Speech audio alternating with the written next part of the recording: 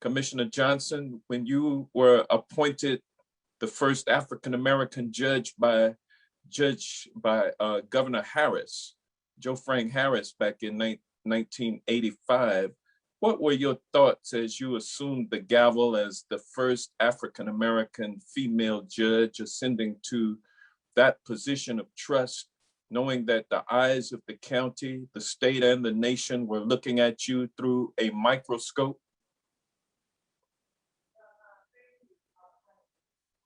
Are you unmuted, my dear wife? Thank you, Congressman. And as I would otherwise say, thank you, honey. But yeah, I was appointed by Judge Purdom, Wayne Purdom. I was congratulated.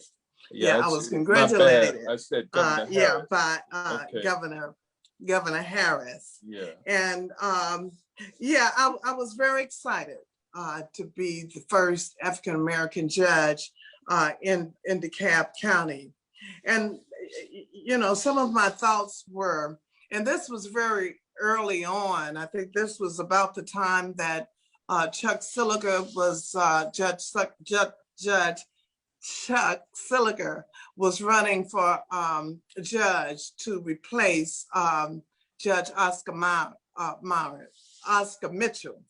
And so I just felt very humbled and appreciative to be given that opportunity, because I know along with me co-sponsoring the DeKalb Lawyers Association, it would give young Black girls and young Black women, it would serve as a role model to show that, you know, anything is possible in America if you work hard and you stay focused. And so from there, you know, I moved on to practice law. And then, of course, I followed in your footsteps to becoming a commissioner. I'm the first Black female commissioner of the 5th District.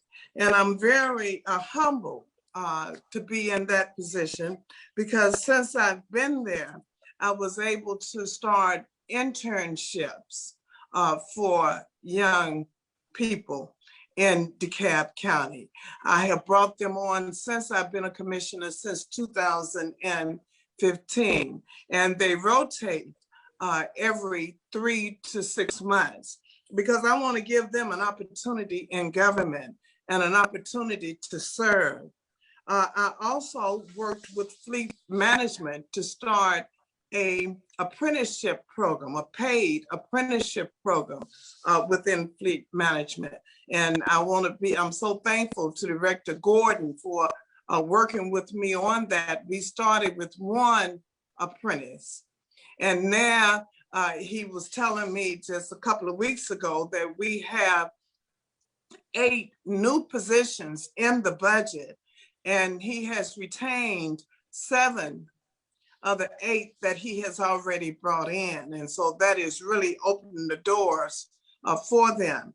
We also have established apprenticeship programs throughout businesses in the county to give people options, to let young people know that there's more than quitting high school if you don't want to go to college. There's skills out there that will allow you livable wages. We also started the, we also sponsored the DeKalb Junior Commissioners, where we just had our graduation on this past Saturday. So I was very honored and humbled to work with the county in that graduation, and with Betty Davis in our youth division. And I'm going to close with my most cherished project, and that was my declaration to establish the John Lewis Commemorative Task Force. And this task force was called upon to determine the best way to honor the life and legacy of John Lewis. So you all be looking out for that. We will be presenting it before the end of the year. he will be memorized at the courthouse square where the old monument once stood. And so I'm just very, very proud of my task force and the just all of the cooperation and work that they are doing on that. So thank you again, Congressman Johnson, and I appreciate sharing this stage with such beautiful women, because we know how hard it is for us to obtain goals in our professions. So thank you. Thank you, Mereda. And I was thinking you were gonna say, when you said the project that you were doing with John Lewis, I thought you were gonna say that your biggest project was taking the reins from my mother, who is seated beside you, when she said it was okay for me to marry you. And I thought that was gonna be your biggest project right there. But I will say, I'm gonna save that. I will say this, Mereda, that you have another first, and that is that you're the first woman to marry Hank Johnson, first and only woman to marry Hank Johnson. And for that I greatly appreciate you. Thank you. Okay.